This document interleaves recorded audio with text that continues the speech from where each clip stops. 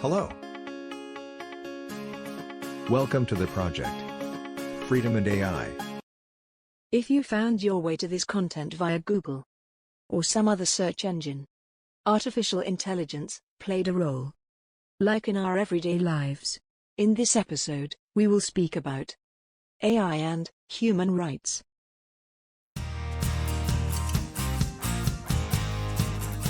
I remember as a child, my father is a computer scientist. I would go to his office and see these, very early AI systems that were, engaging in different tasks, and it seemed cool. It seemed fun. It seemed like something that would make life better. And then, as we've seen, facial recognition become a part of everyday policing, as we've seen algorithmic pricing discriminate against those people who are least able to afford to pay more. As we see all these AI systems consolidate, political, economic, and social power, it's really chilling to me how AI systems are impacting our society. I think that we are not even aware when we use AI, and that's what it makes it also very much as a danger at some point. So it makes our life super easy. For example, getting from A to B with a GPS system,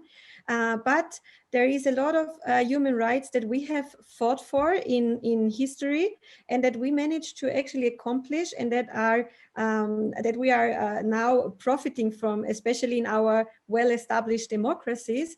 And then if AI systems are actually used to take decisions about our lives, and the problem with AI systems many times is that, especially deep learning, neural networks, they are sometimes referred to as a black box. And this is a big problem if we don't know where the decision comes from. And also a big problem is the data infiltrated into algorithms, because this data comes from humans, and humans are inherently biased. And so the problem is that outcomes might be biased as well and lead to discrimination in the real world. According to United Nations, human rights are rights inherent to all human beings, regardless of race, sex, nationality, ethnicity, language, religion, or any other status. Human rights and artificial intelligence have been spoken about more and more in correlation. And it's kind of interesting because at first, when we started talking about regulating artificial intelligence, we were talking mostly about ethics. And then the topic of human rights kind of creeped in, which was kind of really interesting in a way, but in my opinion, it has always been there. According to the European Commission, which has been founded in 2018, the high-level expert group on artificial intelligence, they have 52 representatives from civil society to business to policy making. And they have formed a guideline to how do we implement it, what do we look for when we implement AI, which is called Trustworthy AI. Everyone can just look it up in Google, Trustworthy AI, European Commission, and you can read it yourself what kinds of policies they're making, which is primarily focused on three topics. The first one is lawful. So does it fit the existing law and rules and regulations? And doesn't it violate the fundamental rights of humans? So does it fit the framework? The second one is the ethical aspect, which has to do with principles and values of the society in general. And then we have the robust. The third one is robust. So both from a technical perspective and of a social environmental perspective. I think every revolution brought a certain impact to human rights, and there was a period of calibration until everything got very balanced. And I think we are experiencing again with AI, in the sense that there are many discussions about ethical AI, equity, diversity, if it's fair to use a certain algorithm for everyone. What impact does it have to use a certain algorithm that hasn't been trained with everyone in mind, or so on and so forth? I think every revolution brings a direct impact to human rights. And there is a process till we get to a very balanced approach to doing things. So AI-driven surveillance has become increasingly prolific and problematic in recent years. This is everything from the biometrically enabled cameras that can monitor us with facial recognition, gait detection, iris scans, and other biometric tracking. It includes the social media analytics that is using AI to evaluate our speech patterns. It is all the tools that chill modern society and make us question how any action, anything we do in public can potentially be analyzed. I am myself dyslexic, so I tend to have spelling mistakes. And what is very funny is that a very long time ago, I got Grammarly suggested on all my platforms. Like whatever I use, there was Grammarly being suggested to me. Like I don't know if you know it. It's very funny because I just figured out later when I wrote an article that actually Facebook and Grammarly they are both in the same place, and somehow they came to cooperate. And so Facebook is analyzing how many spelling mistakes someone actually makes, slash how often you are redeleting, rewriting, deleting, rewriting a text. And then I realized that I was a real target of someone analyzing my Facebook typings, basically selling them to Grammarly, then targeting me on all platforms, correcting my spelling mistakes. And then I started to talking to my friends, and I realized that most of my friends have never heard of the platform Grammarly. So I really knew that I was the perfect target for this software, which by the way works quite well. So, but it was just a shock to me as a person how my vulnerability was sold to a company to just deliver me the right product. So I mean, it's good because it's the right product for me, but at the same time, it was really selling one of my most vulnerable parts of as an expert.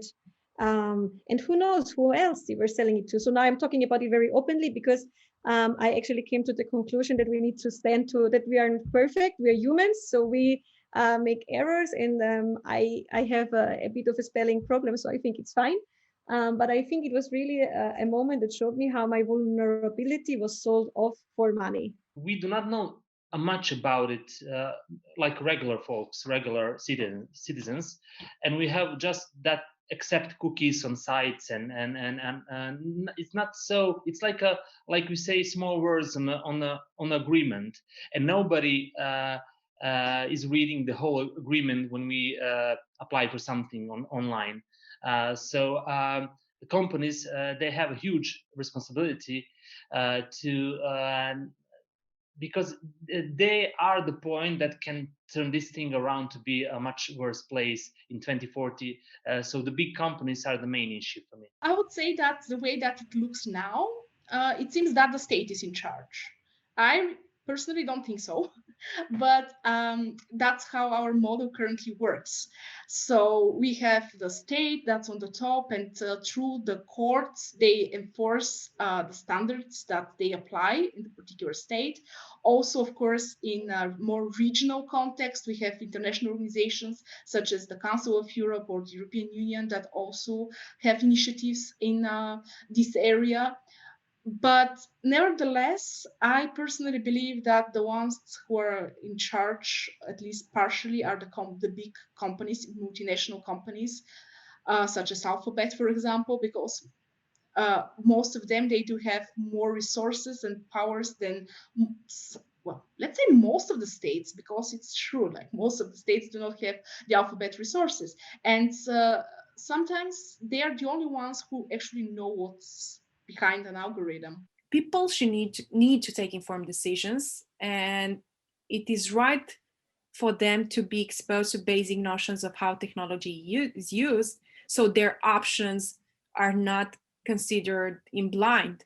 Because if you know how an AI algorithm works or is used, maybe how you opt out or opt in for something changes based on the information that you have. It's really imperative to have a broad-based education campaign for people around the world to better understand these tools, not just because they're impacting our lives, but because we can't really be informed citizens of a country that is relying on AI without having the tools to understand how those AI systems are working, what the benefits can be, but also how they can get it wrong. You can change the settings in a lot of things. So for example, on your phone, you can choose whether or not you give your location information or and a lot of things. So you can actually switch a lot of things off that by default are switched on. And I know we all just click OK when we download a new app because, on all of these policies. But it is about making you thinking about, do they need to know all these things they need to know from that they just asking. Is it actually used for the right purposes? And just switch a lot of it off if you don't want that to be used. And I think the people tend to think, oh, well, I have nothing to hide.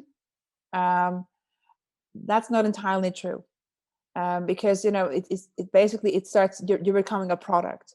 So of course you have not. I'm sure a lot of people have nothing to hide, and they're good citizens. But that as soon as something changes, all of a sudden you might be profiled as something that other people have an opinion about, but it's also you're being sold. So you need to be mindful that you are the product. People think it's only something for programmers, for software engineers, for AI experts, but this is not true. Actually, the more diversity we bring into this topic, the more we can assure that solutions are actually contributing to our planet and make sure they are sustainable and robust to serve us all, which is the ultimate goal of technology as such. In the next episode, we will speak about AI and freedom of expression. In the meantime, check our website www.freedomanai.com.